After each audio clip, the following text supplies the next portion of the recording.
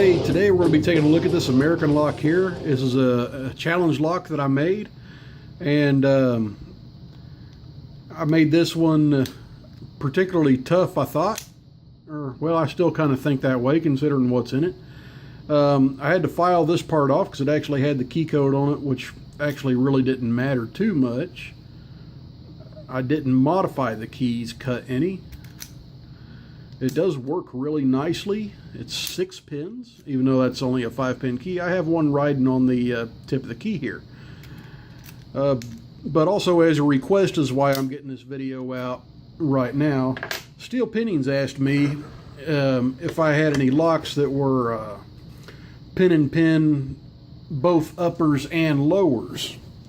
And this is the closest that I had to that. This has a couple of pin and pin lowers and I think 4 pin and pin uppers, and it makes it kind of interesting to get into, especially if you get the binding order wrong and all of a sudden the core goes dead on you completely without being able to drop a pin or, you know, selectively drop some pins back down. You have to start all back over. So let's go ahead and get in here. We'll start out in the front.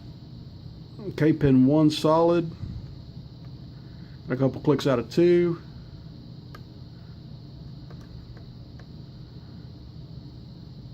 Yep. Got a click out of 3. Ooh, I just overset 3 big time. So as soon as I do that, it's better to stick the key back in, drop all the pins back down, and reset it.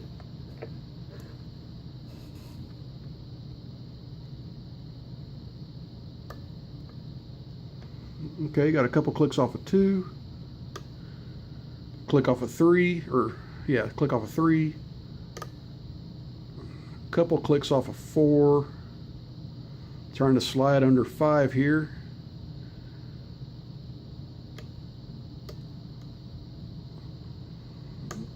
Okay, got a few clicks off of 5, 6 is springy.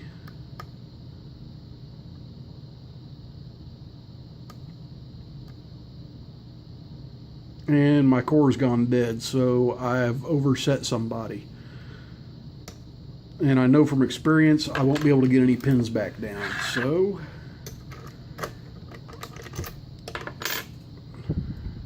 put the key back in, reset, start over.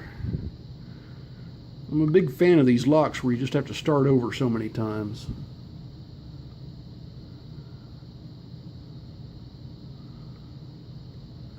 Pin 2.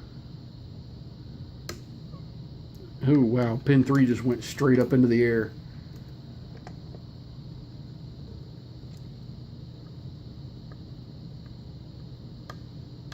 Okay, a couple nice clicks on pin 2.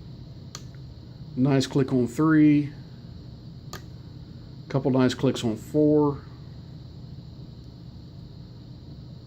Trying to get it under 5.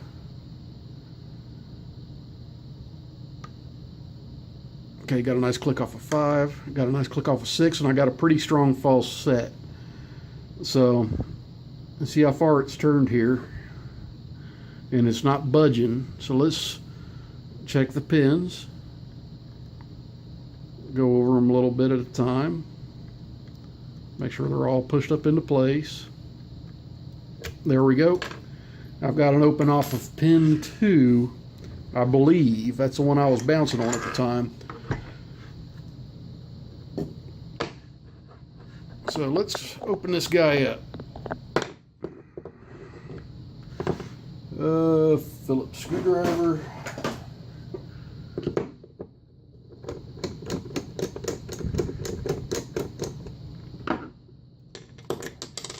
Dump everything out. And there is a bypass wafer in there, so nothing real special about this lock. Just, you know, your standard cheap aluminum bodied American lock.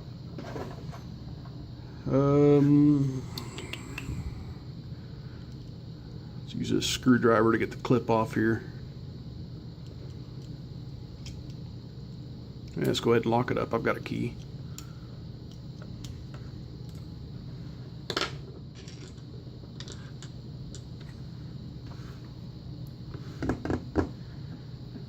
And And for a follower, I want to use this nut driver here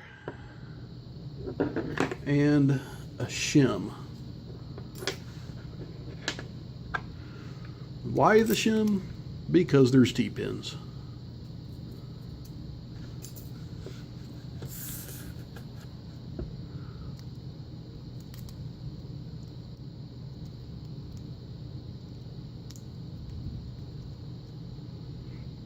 Come on, shim. There we go.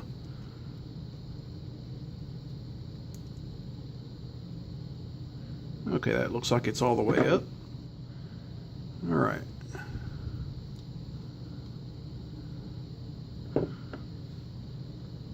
I can't believe I didn't drop any of those key pins and I was holding that thing completely upside down. All right, so let's go ahead and look at these key pins. Pin 1 is one of my pin and pins.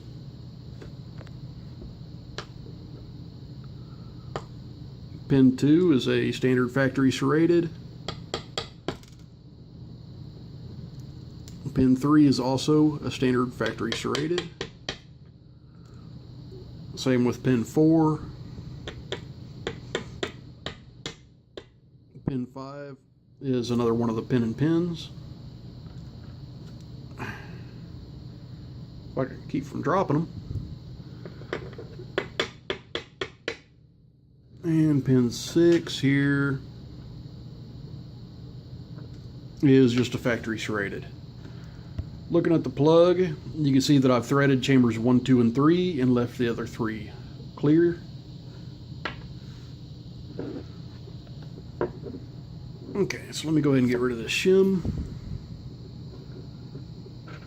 And let's pull these pins out from the top.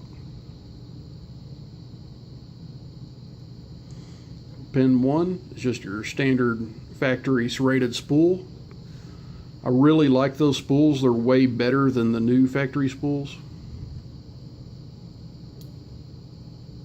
Okay, here's one of the pin and pins in chamber 2.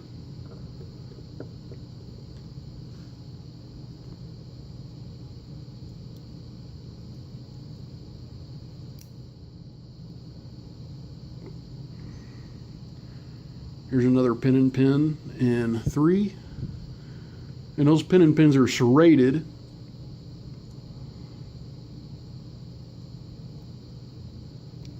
Here's another serrated spool out of chamber 4.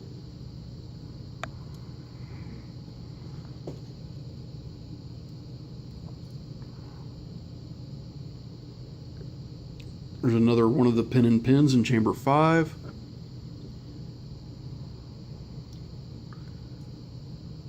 And another one of the pin and pins in chamber 6.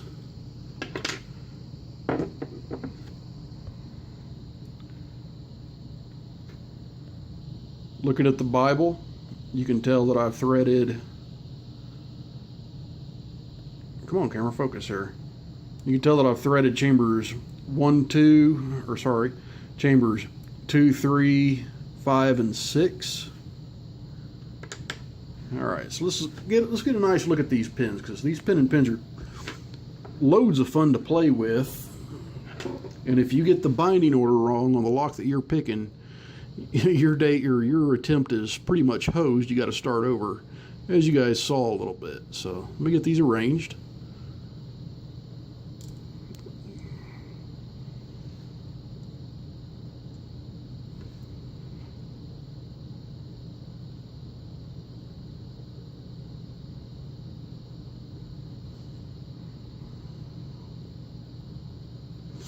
Okay, just for the bottom pins, I've got a pin and pin here with a serrated top, a serrated key pin, serrated key pin, serrated key pin, another serrated top pin and pin with a real fine serration on the bottom one, and a standard serrated key pin. Up top, I've got long serrated pin and pin T-pins in chambers 2, 3, 4, or 2, 3, 5, and 6. So let me go ahead and take these all out.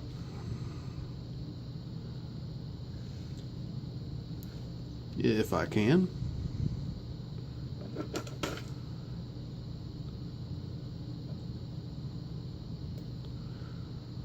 And these T-pins really are good at making sure you go back and check all the pins that you picked. You may not get any feedback when you push one of them back up to where it needs to go, and that's always part of the challenge. But these are other pin and pins that I made. Let me show you real good if my camera will focus. There we go. As you can see, that's actually just a factory serrated American pin that I've drilled out. So I think they make a good pin and pin serrated pin because those serrations aren't cut so deep that you won't wind up drilling into your serrations. But anyway, guys, that's this lock. It's an American 1100 series. There's the date code. It was a fun lock to pick, fun lock to make. Thanks for requesting it, Steel Pinnings. Everybody else, stay safe. Don't do anything illegal. Never pick any locks that you don't own or locks that you don't have permission to pick. And as always, like and subscribe by pressing the big subscribe button underneath the video.